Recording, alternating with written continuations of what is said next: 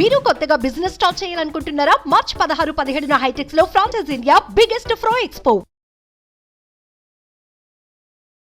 Hi viewers, India's largest digital media network Suman టీవీకి స్వాగతం. ప్రస్తుతం మనతో ఉన్నారు మోటివేషనల్ స్పీకర్ రజనీ రమ గారు. నమస్తే అమ్మ. నమస్తే.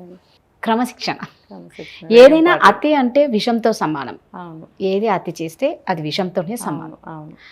సో మరి పిల్లల్ని క్రమశిక్షణతో ఎలా పెంచాలి? మరీ స్ట్రిక్ట్గా పెంచాలా, లేదు అంటే వాళ్ళు లూజ్ వదిలేయాలా? 0 to 5 వరకు ఏమి నేర్పకండి. డిసిప్లిన్లు కానీ ఒక బిగించొద్దు ఎందులో కూడా. వాళ్ళు ఏది నేర్చుకుంటారంటే అది వదిలిపెట్టండి, నేర్చుకోకపోతే కూడా ఆ ఏజ్ వదిలేయండి.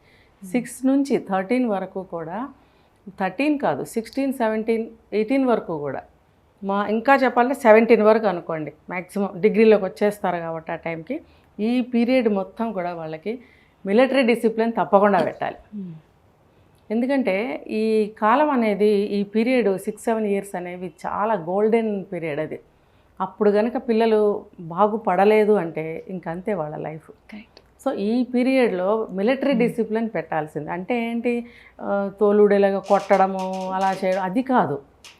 మిలిటరీ డిసిప్లిన్ ఎలా ఉంటుంది, ఈ టైంకి ఇది 1 minute కూడా తేడా లేకుండా ఈ పీరియడ్, ఈ టైంకి జరిగిపోవాలి, లేకపోతే చెప్పిన పని విత్ ఇన్ టైం చేసేయాలి అనేటువంటి ఒక స్ట్రిక్ట్ రూల్ ఎలా ఆర్మీలో పెడతారో, పెట్టకపోతే కూడా వాళ్ళకి ఇచ్చే పనిష్మెంట్స్ వాళ్ళకి ఇస్తారు అక్కడ.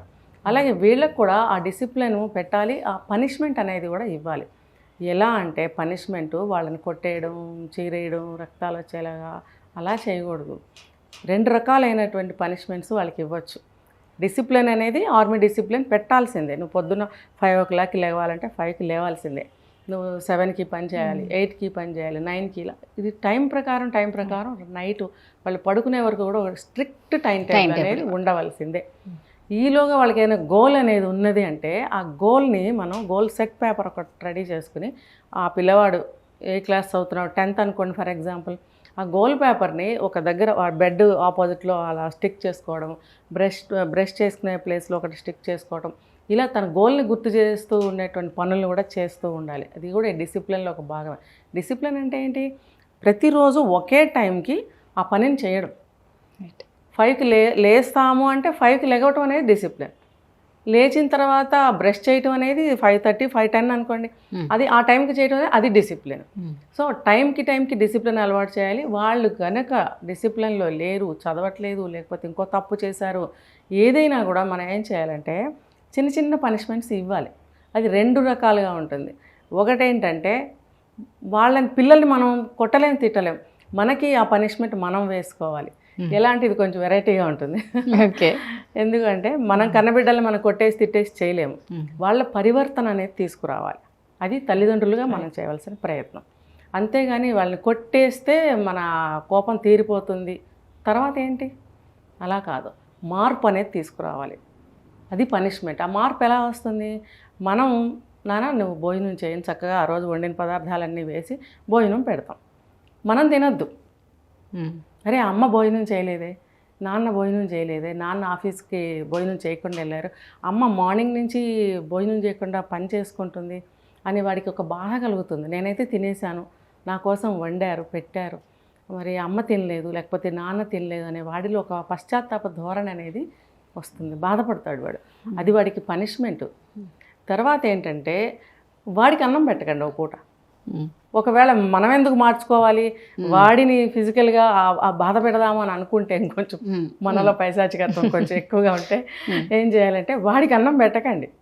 ఒక పూట ఉపవాసం ఉండనివ్వండి. వాడి కడుపు మాడితే దారిలోకి వస్తాడు అనేది ఒక పద్ధతి. లేదు అనుకుంటే మనం పనిష్మెంట్ వేసుకోవచ్చు. ఈ 2 విధాలుగా వాడికి పనిష్మెంట్ ఇవ్వచ్చు. అంతేగాని బెల్ట్ తీసుకుని కొట్టేయడాలు, ఇంట్లోంచి గెంటేయడాలు అలాంటివి ఎప్పుడూ చేయకూడదు. అలా చేస్తే ఏమవుతుందంటే వాళ్ళ ఎమోషనల్ ఫీలింగ్స్ అనేవి దెబ్బతింటాయి. దానివల్ల వాళ్ళు ఒక ఇరిటేషన్గా తయారవుతారు. ఎలా అంటే ఒక రివెంజ్ తీర్చుకోవాలి, ప్రతీకార ధోరణి వాళ్ళల్లో డెవలప్ అవుతుంది. కాబట్టి అలా చేయకుండా పనిష్మెంట్స్ అనేవి ఇలా చిన్నవి అన్నమాట. ఇలా చేస్తూ ఉంటే వాళ్ళకి పరివర్తన వస్తుంది లోపల. కరెక్ట్. మీరు అన్నట్టు ఏంటంటే ఎక్కువ కొట్టినా కూడా మొద్దుబారిపోతారు పిల్లలు. అస్సలు అంటే ఏదైనా భయంతో నయానా భయాన చూసుకోవాలి తప్ప కొట్టాము అంటే ఇక మొద్దుబారిపోతారు. మూడు చేయకూడదండి.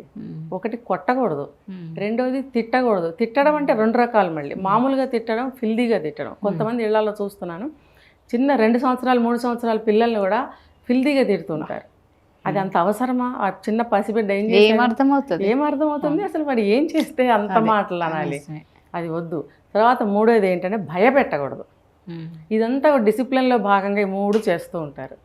భయపెడితే ఏమవుతుందంటే వాడికి నోరు పెగలదు. దానివల్ల పర్యవసానం ఏంటంటే ఫ్యూచర్లో నత్తి వస్తుంది వాడికి. చెప్పాలనుకుంటాడు, భయంతో మాట రాదు, తత్త అంటుంటాడు, నత్తి వచ్చేస్తుంది. ఇంకోటి కొట్టడం వల్ల ఏంటంటే వాడిలో ఒక ప్రతీకార ధోరణి పెరుగుతుంది. తిట్టడం వల్ల ఏం జరుగుతుంది? ఆ చెడుని వీడు నేర్చేసుకుంటాడు. అవే మాటలు కొంతమంది ఇళ్లలో ఆడపిల్లలు కూడా ఫిల్దీగా మాట్లాడడం నాకు తెలుసు, చూశాను. ఉన్నారు చిన్న వయసు నుంచే. ఈ ఫ్యామిలీలో అందరూ కలిసి అలాగే మాట్లాడుకుంటూ ఉంటారు. అంటే ఏంటంటే తరతరాలుగా వాళ్ళ ఇళ్లలో అది అలవాటు. అవును. అది వాళ్ళ ఫ్యూచర్కి కానీ వాళ్ళ పర్సనాలిటీకి కానీ ఎంత చెడు జరుగుతుందనేది వాళ్ళు ఆలోచించరు. ఈ 3 కంపల్సరీ చేయకూడదని. కొట్టితే ప్రతీకార ధోరణి పెరుగుతుంది, తిట్టితే వాళ్ళ చెడు అలవాట్లు. మరి భయపెడితే ఏమవుతుంది? వాడికి చెయ్యాలి, మైండ్ బ్లాక్ అయిపోతుంది వాడికి. సో వాడికి నత్తి లాంటివి వస్తాయి. ఏం చేయాలన్నా చేయలేడు, ఏమైనా చెప్పాలంటే చెప్పలేడు, నలుగురిలోకి వెళ్ళి ఒక మాట మాట్లాడలేడు. రేపు కాంపిటేటివ్ ఎగ్జామ్స్లో ఎలా వాడు పార్టిసిపేట్ చేస్తాడు? మాట్లాడాలి, నలుగురిలో నిలబడి మాట్లాడలేడు.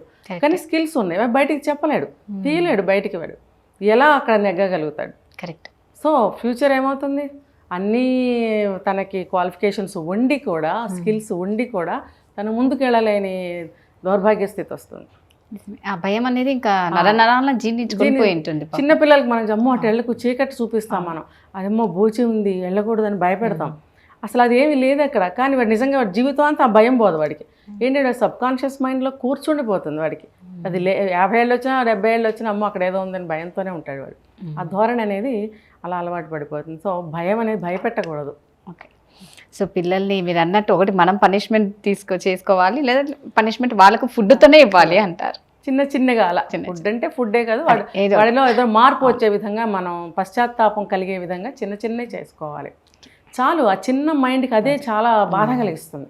కరెక్ట్. ఎందుకు? ఎప్పుడైతే మనం సున్నితంగా ప్రవర్తిస్తాం, మనం హార్ష్గా బిహేవ్ చేస్తామంటే వాడు అలాగే ఉంటాడు. వాడికి ఆనవు ఇలాంటి పనిష్మెంట్స్, ఆనవు. మనం అలా ఉండాలి. Thank you. సుమన్ టీవీలో మీ పర్సనల్ అండ్ బిజినెస్ ప్రమోషన్స్ కోసం కింది నెంబర్కి కాంటాక్ట్ చేయండి.